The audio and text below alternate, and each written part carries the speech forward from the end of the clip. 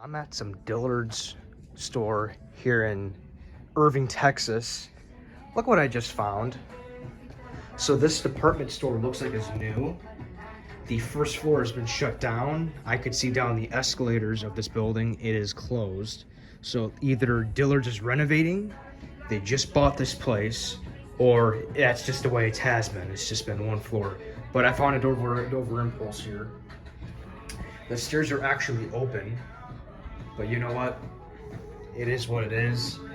The door framing is still there. Everything is still there. I bet you this is going to be the Dillard's is going to probably be 2 floors eventually.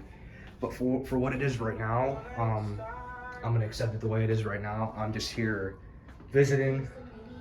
So, I mean, yeah, this is what I found. Just a Dover impulse.